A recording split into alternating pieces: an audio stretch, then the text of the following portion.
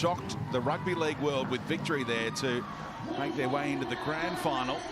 And this is how they line up today. Not too many survivors, only 2 from that semi-final team that beat the Roosters. Yeah, look, they're coming off the back of a win. And we had Rachel Pearson in here in studio with us yesterday, and she spoke about the confidence and what that does within her side, how much they enjoyed training. The Roosters have got to be careful here, not to let their guard down. Both very good football teams. I think the class of the Roosters, I expect them to get the win, but they cannot afford to give the Eels a sniff. Drives it relatively low. Sits up kindly for Alicia O'Neill to bring back towards that 20-metre line. Awkward for Surges, but no damage done. So that left knee strapped. Plays through pain week in, week out. Jess Surges. Next tackle, Cherrington. Joseph with her head up, making the line on. 5-1, the Roosters. Only defeat came in Canberra. Oh, lovely pass. Kelly keeps it alive. Poulet steps around one, and Otessa Poulet finishes another fabulous try for these Sydney Roosters. It was great support from Otessa Poulet, but that line that Isabel Kelly just ran of no one else but Taryn Aiken, that left edge is so dangerous. But she was support playing here. She was on the inside, came back on the inside of Taryn Aiken. That line from Isabel Kelly was absolutely superb. It took Abby Church, the fullback, out of the equation once she hit contact, and the support play, brilliant as well.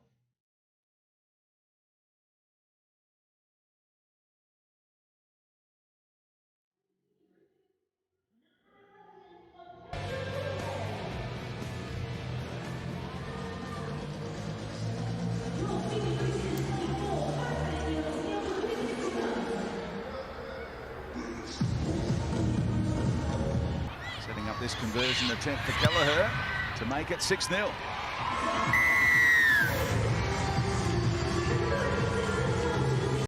The floodgates will open, so they need to make sure their discipline with ball in hand is right on point. Make sure all those little things like playing the ball works correctly. No forward passes. All of those small things that add up to big results. Oh, Surges creating it, and Mia Wood is just loving life in the NRLW. 4 tries in a game and a half. I would be too if I had Jessica Surges on my inside. That was just sheer speed from Jessica Surges off that scrum as well. So whilst it was all created from the speed and footwork of Jessica Surges, Mia Wood still had to have that pace to finish it off. Yeah, right on point for Pearson from Todd Hunter, and Baxter with confidence. Oh, she took that really well, Corbin Baxter. Just the way that she came onto the ball at speed, it was wobbly. It was a good kick from Rachel Pearson, but safe as houses to get their set started. Todd Hunter knows she's in the game now after Kelly tried to go right over the top of her, and Surges off the back of it. Speaking of 1-2 punches, those 2 centres. Slow up there, Jess Surges. Came into the game with that knee strapped. Yeah, it looked like she was clutching the other one though, the unstrapped knee. So hopefully that's not the case. Oh, Taryn Aiken again, just onto the ground. Welcome to the ball game. You can't wipe the smile off that dial. Amalia Pasakala. And we were just talking about this young lady a few minutes ago, coming on, providing a 1-2 punch on the left edge for the Roosters. Square up and use her pace. And like we spoke about throughout this game, throughout pre-game, you know that she can create something out of nothing, so you just have to flood the middle. And that's what they do, and they come up with the 4-pointer on the back end. Well, Taryn Aiken got the ball then, and the defenders, it was Rachel Pearson. They just stood back and waited. Kapua and Rachel Pearson, that's one thing you cannot do to Taryn Aiken. They gifted her time and space and said, what do you want to do here? Seemingly no mouthguard for Pasakala. Knows she can go over untouched, playing alongside Aiken as it goes to 16-0.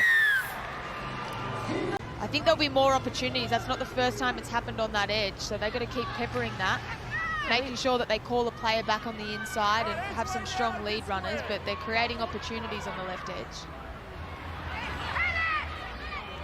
Boati, first hit up for her. Slightly Faye got off to a red-hot start this season. You may remember at Combank in round 1, the first half tries.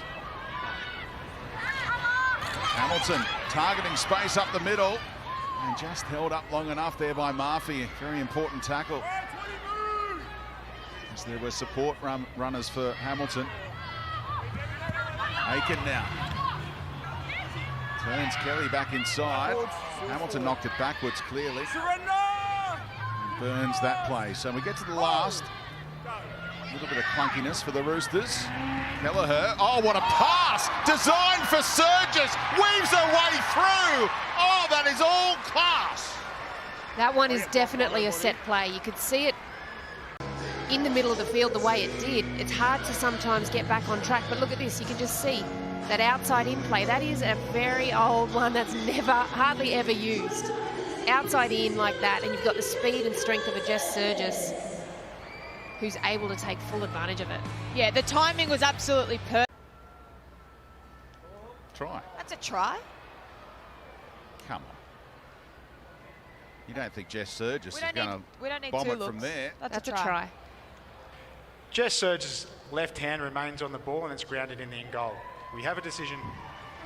The only thing I would have been checking was if there was potentially an Eels player in the lead-up. I thought the grounding was perfectly fine on first viewing.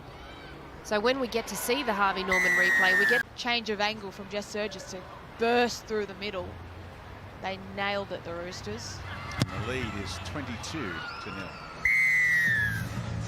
Todd Hunter wasn't letting it loose. Have to do something now. Pearson dies with the footy. Siren about to sound. Oh, hip drop potential here, the way she's feeling for that lower leg. On with the coach though, hit the scoreboard, one play, low percentage, try and get the 2. And Pearson does sneak it in. And they're on the board with the final play of the first half. Recovered nicely from being the victim of that hip drop. At half-time, it's 22-2. ISO time for Todd Hunter. Flashing the Indigenous mouth guard. Ready to go with a smile on her face to start the second half as Hamilton brings it back with purpose, and Todd Hunter required to flat service for Hasakala. And Hiku took it upon herself, didn't she, to slow the back rower down. She just hung on to it as well in contact. Good read from Toi Hiku. So close to the line here and hard to stop. The Roosters score another one, and it's Pani Hopewati. Look at where that space is, and this again, Keely Davis with a really good option off the play the ball. Oh, she's such a good player, Keely Davis. I'm a big fan. As Jocelyn Kelleher is settling herself in. 28-2. Where she's not used to playing, so she was set a little bit deep and a little bit wide. So she's a smart player, Rachel Pearson. Again, an offload on the opening play from Kelleher to find Kelly. Captain's challenge might have been interesting there if Pearson threw it upstairs, because Boyle appeared to get the hand on the footy first, marginally. Would have been a dead heat. Really. Probably would have gone with on-field decision, retain the challenge. You're ready for that roll in the bunker, aren't you, really? Please don't do it to me. Nobody needs that in their life. Oh, what a run again by Aiken. Inside the 20 she went.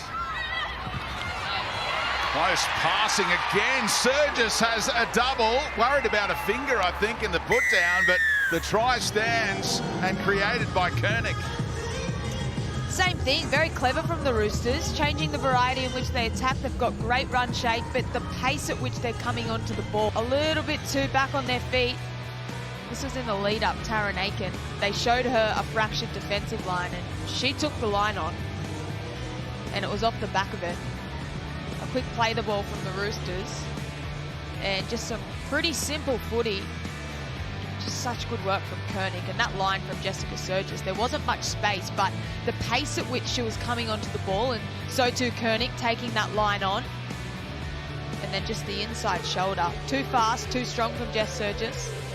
Well, simple footy is usually the best kind of footy, and all that is. Busting through that 30-point barrier again, the Roosters, for the 6th time in 7 games this season, and add 2 more from Kelleher. Hope you're enjoying this triple header of rugby league action. And what about the next game? 2 more plays on this set for Parramatta. Oh, lovely angle being run by Mahalia Murphy. Went round Kelleher like she wasn't there. And there is the first 4-pointer. And now we're on the attack. Here's Mahalia Murphy. She just gets on the inside shoulder. Koenig was worried about. And Pearson converts that try. 26 points the margin. Back to centre field for Boyle. A little static here, the Roosters. Not much room to move. From close range, they try and crash over again, and Poole makes it work for a double. Well, the Roosters have just fallen into some power play here. The previous one, Millie Boyle, and the Eels aren't able to keep her up. But the previous play, they had a nice little set played out. Does anything cost $7.50 these days? Oh, you couldn't make Honestly, the ticket for $7.50. A loaf of $7.50. bread. That's a What a steal. kick. That's a great conversion from Kelleher. 32 points is the margin now after a double from Atessa Poole in the top 4 with a negative differential. They're winning the close ones. Karen Murphy's side. Good run. It'll be amazing to see how that top 4 shakes down in a fortnight's time. It'll be just like the NRL. I reckon the final spots will go right down to the wire. Yeah, I think so. You just have a look at the Eels here in defence. They're taking that one step up, and they almost take 3 back once they hit contact. They're just gifting territory to the Roosters. Makes those quick play the balls nice and easy. They're finding their front. Keely Joseph finds her front. They get a quick play the ball. They play off the back of it. Kelleher, big right foot step. So now we'll look to Aiken. No, they won't. From dummy half, it's oh so easy for Keely Davis, and the records are about to fall the way the Roosters are going. Yet again, it's simple footy, but the Eels in that set, by not getting up off their line, standing back and watching and waiting what the Roosters are going to do. Different kinds of runs to what Pearson anticipated. Amiatu, I thought she was shaping to kick for a moment. Instead, it swept wide to Murphy. Looking on all comers, still plays up their sleeve here as we enter the final minute of the ball game. Berryman Duff demanding it short side. No way through for Tui as Parker defends well. Church. Yes, clock is ticking away here, and they'll get the last couple of plays, Parramatta. Well, at the moment, Parramatta, they're shifting the ball laterally, but there's no punch. If they can just punch in and set up off that, I think they'll start to find a little bit of space. But at the moment, they're making it easy for the Roosters just to shut them down. Roosters trying to get ready for finals footy with this defensive stand in the closing minutes, trying to simulate for that. And they hold on against Parramatta, throwing everything at them. Clever kick from Pearson. Oh, she's a great player, isn't she, Hunt? Does not miss the opportunity. It's a try on the bell, and it's spectacular. Spectacular doesn't even begin to describe it. Rachel Pearson, again, she has been scheming all game. This one hits the money on the Harvey Norman replay, looking into the sun as well, and she just places it on a dime for Kimberly Hunt to just scoop it up and go through and score a 4-pointer. There are good signs for the Eels.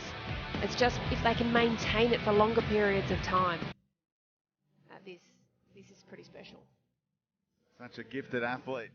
Kimberly Hunt has had some near misses and also some amazing tries in her young NRLW career. Confidence out of that as Rachel Pearson lines this one up. Can it swing? Just waved away. So that's the final score here on the Central Coast. The Roosters go back to the top of the ladder. They win it 46 points to 12.